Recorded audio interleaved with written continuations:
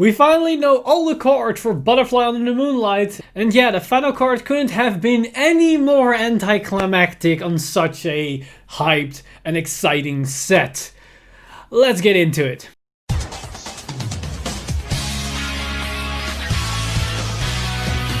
Stand up!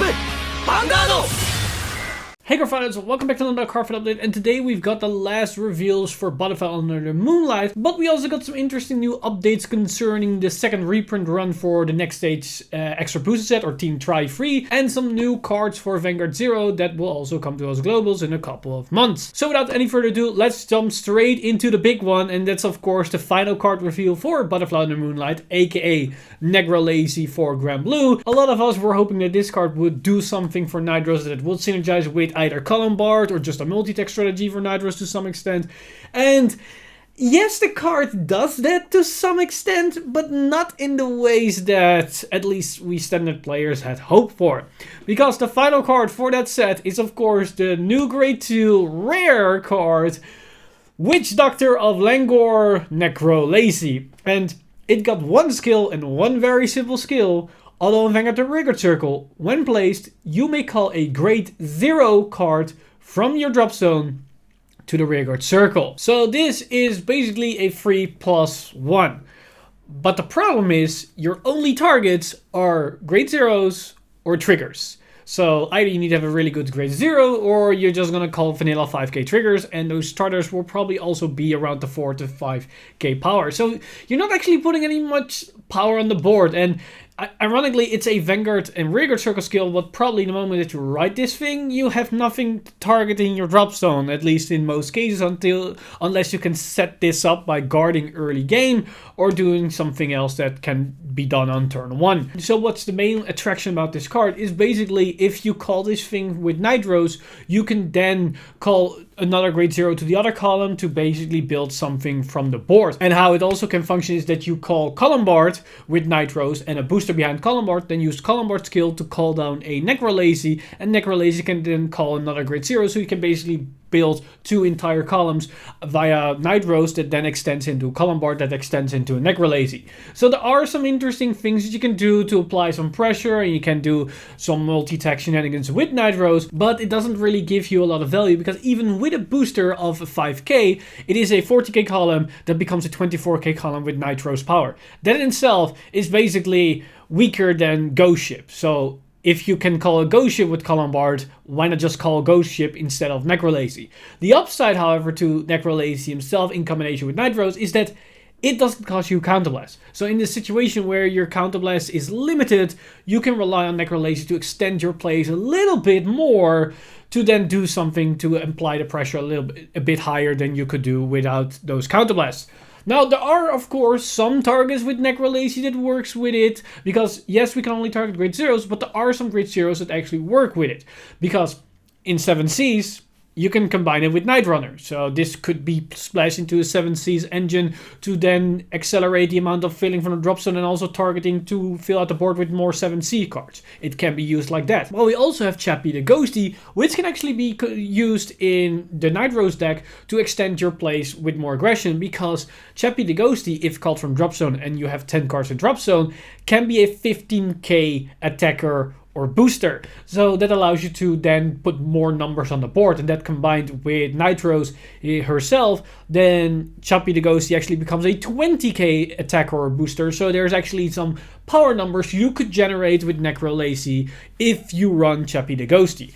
But still, those plays are quite limited, and it doesn't make Necro Lazy all that amazing. Luckily, Necro Lazy looks a lot better in Premium because of the same reasons that makes it somewhat playable in Standard, because it doesn't cost you any resources, so you can combine it much better in Premium, and there are way better Grade 0 targets in Premium than in Standard. You got, of course, Grenache that can countercharge you too, so this card allows you to get those countercharges for free, because usually to call Grenache, you need to pay Counterblast to actually allow to call to the board. So this way you can actually get +2 on your Counterblast resources.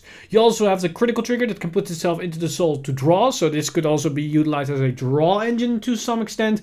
And we also have Mick the Ghosty that allows you to put a lot of power on the board if you want to do that. So there are definitely more plays you can do with Necro Lazy in Premium, and in Standard it has some value, but it's definitely not the card that you probably were looking for to upgrade your Night Rose deck to some insane levels. But even if that might be the case, Night Rose is still looking pretty solid on her own. Now, Necro Lazy wasn't, of course, the only reveal that we got for the official TCG, as we talked about this in a previous Cardfight update, that the Tri-Free set, the Next Stage Extra Booster set, as well as the trial decks, are going to get a second printing in Japan. And with that, they are going to include a special promo pack, and they now finally revealed the contents of that promo pack. And those are these cards.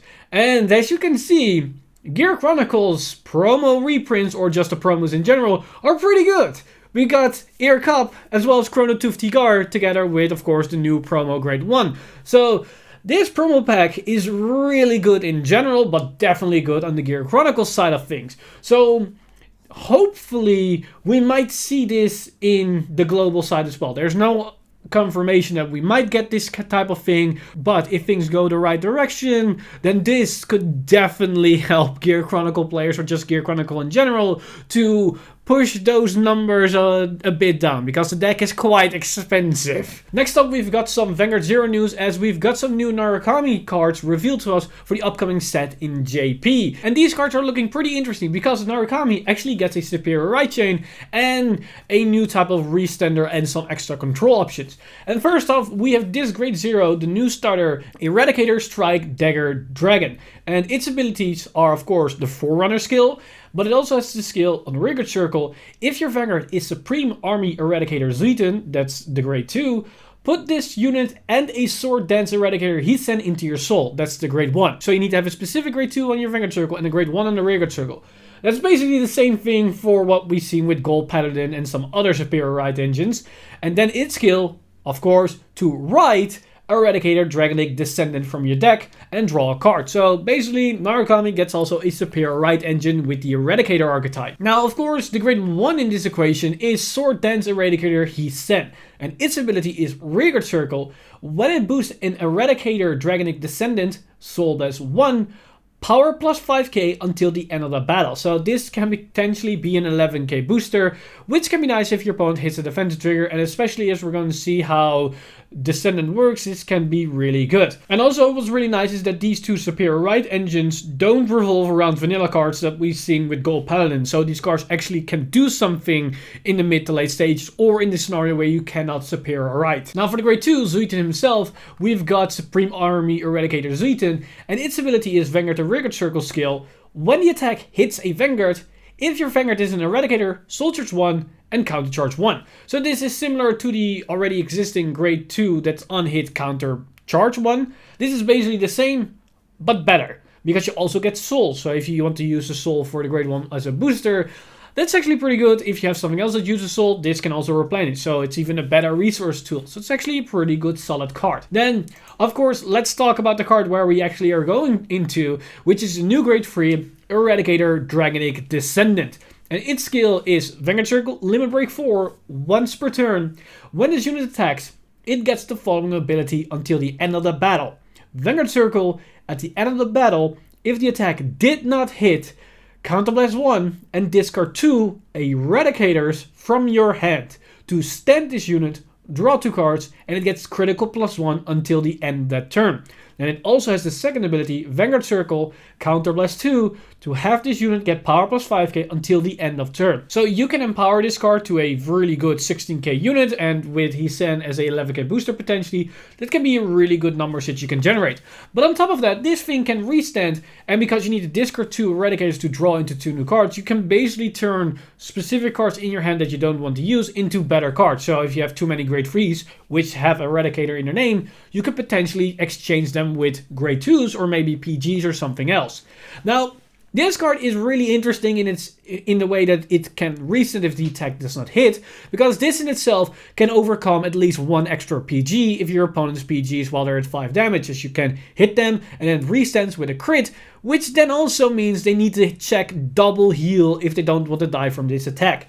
Now in other scenarios, this might actually sound really bad, because if your opponent's at 3 damage, what's the point of using this skill, because you're never going to activate, because you're going to hit and they're going to go to 4, and that's about it.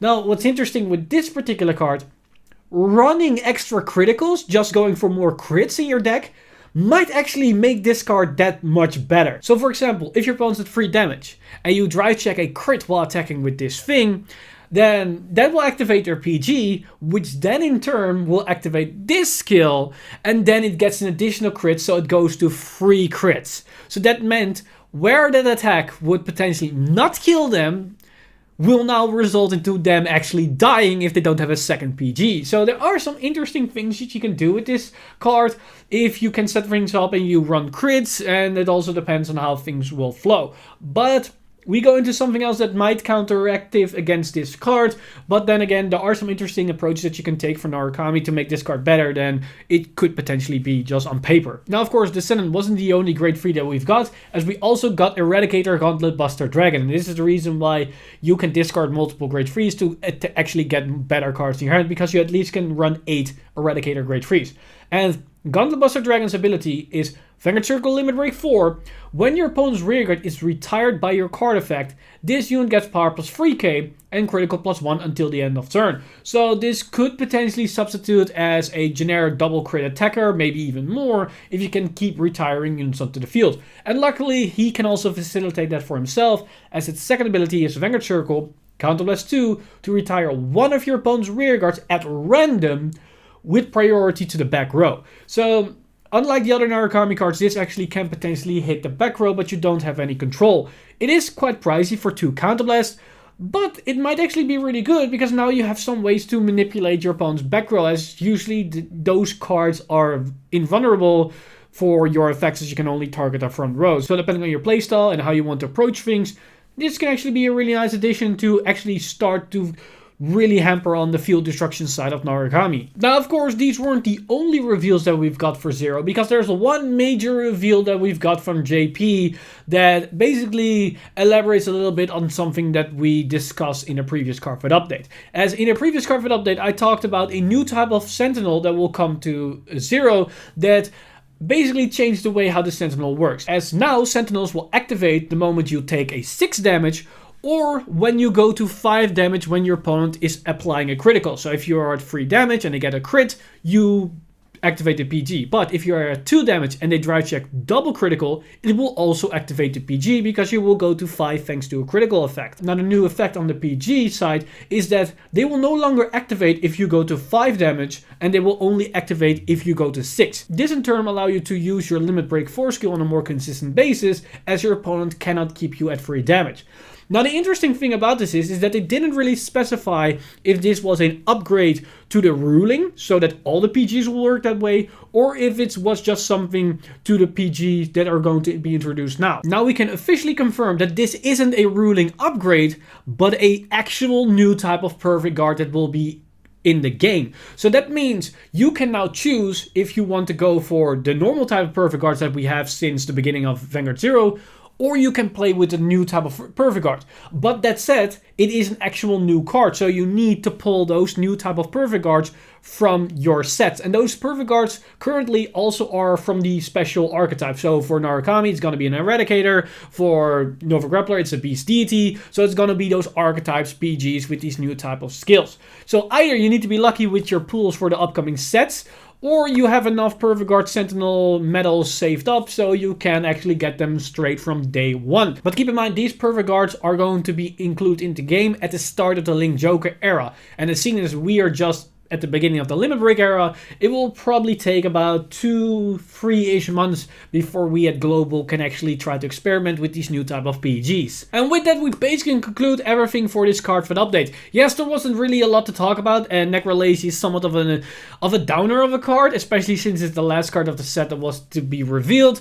But nonetheless, Butterfly Under the Moonlight is a very exciting set, because we get a lot of interesting new decks to play with, which are actually of a competent power level that can compete to some extent with the already juggernauts that cemented themselves after VBT08 Silver Dust Blaze, which incidentally we are just starting to cover on the channel. So definitely subscribing, hitting the bell button to be updated for future content surrounding VBT08 Silver Dust Blaze and VBT09 Butterfly Under the Moonlight, because those sets will also be covered very, very soon. But before we go, let me know in the comments down below what you guys think of Necro Lazy. Do you actually think there's some potential, or do you think it's just a throwaway card that probably will not be run at a lot of copies and maybe a tech choice and nothing else? As always, this video has been brought to you by our lovely patrons over patreon.com/VanguardInsider. You guys are amazing. If you do want to support the channel or everything that's happening on the channel, you can go over to patreon.com/VanguardInsider and become a patron today. But with that said, I'm Mr. Time Leap, and I see you guys in the next one.